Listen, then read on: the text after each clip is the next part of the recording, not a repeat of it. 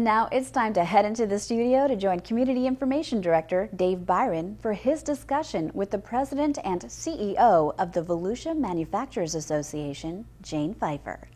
Well, thank you, Amber, and hi, everyone. Manufacturing is a vital component of Volusia's economy.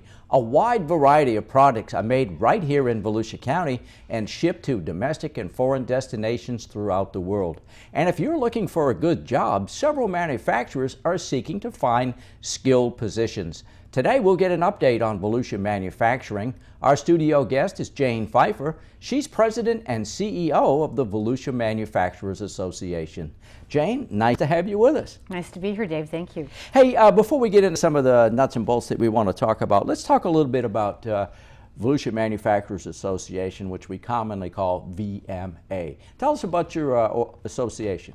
The VMA was founded in 1980, so it's a 32-year-old organization founded by manufacturers for the purpose of providing information, education, and networking opportunities to the local manufacturers. So who can become a member of VMA?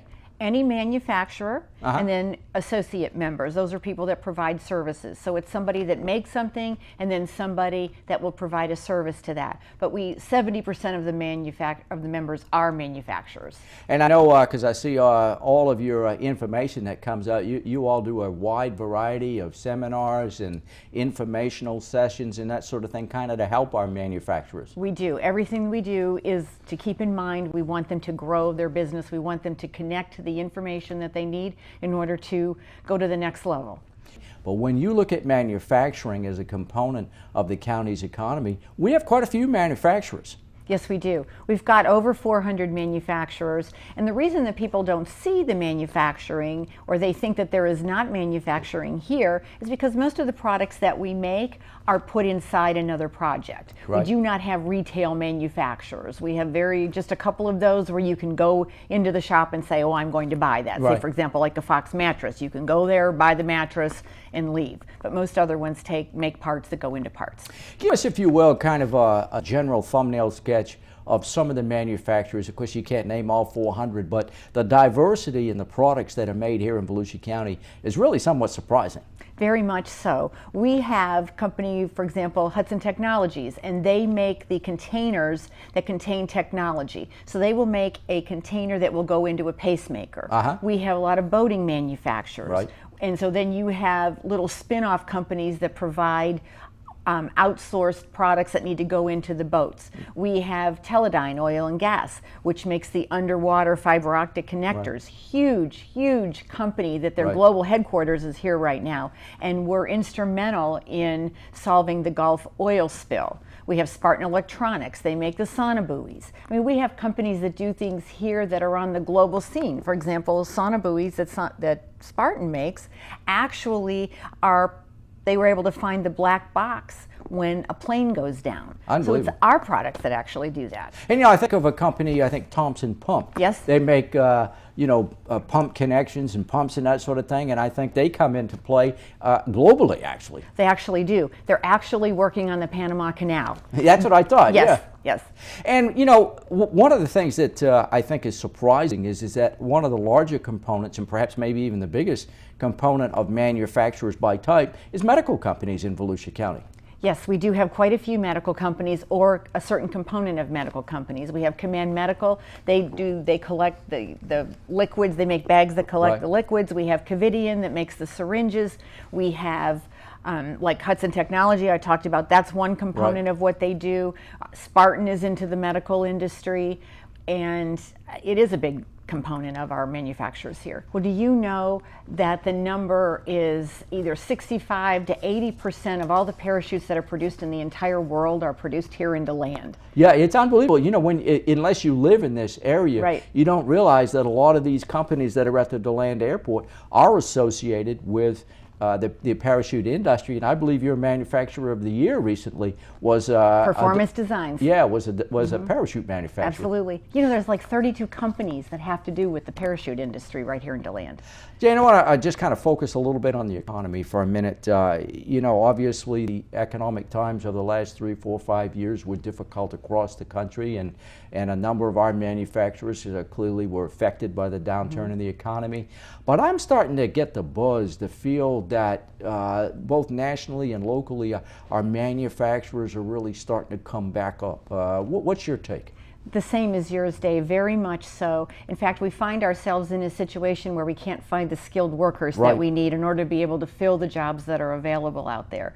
Just in our own association, we were averaging around the years that were bad from 2008, we would have about 138 members. Well, we're already up to 165, and we're only into July of this year. So you're seeing a definite increase. And something else that's going on is many of the manufacturers that have been producing their products offshore are bringing them back onshore.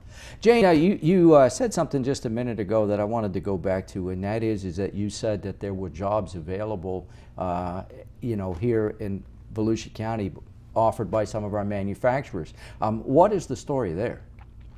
The story is people do not know that we have manufacturing, and because they don't know we have manufacturing, they don't think they should train themselves in manufacturing. If you take a look at our plants, you're going to see that it's an older population, 40 and above, that are working in the manufacturers, because young people think, well, we manufacture everything in China, so we don't have the skilled workers, we don't have the CNC operators, we don't have the engineers, we don't have the welders, we don't have the maintenance mechanics.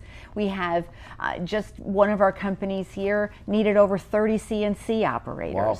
Now, it's not that our schools don't respond to that, because they certainly do. Daytona State College is running extra classes this summer in order to give people some basic skills, so at least it will help the manufacturers get where they need to be in order to be able to get their products out the door. Well, didn't I see, speaking of that, with that CNC training, didn't I see that if people go through this training and complete the course, that they're guaranteed an interview?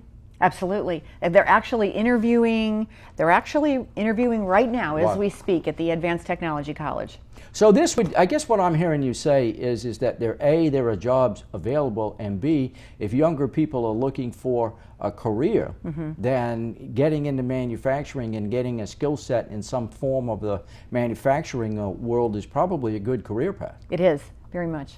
And the wages themselves, Jayne, I know as we look at average annual wages, and obviously we all want to make more than the average wage, but if I'm not mistaken, manufacturers here typically pay higher than the average wage. Just to round it off, our average wage is about $35,000 a year. The average wage in manufacturing is $42,000 a year. Wow. So the opportunities are pretty limitless as the kind of money that you can make in manufacturing. So if I'm a young guy or a woman and I'm getting ready to go to college or whatever, where do I go? I mean, give me some fields that you think would be a good future.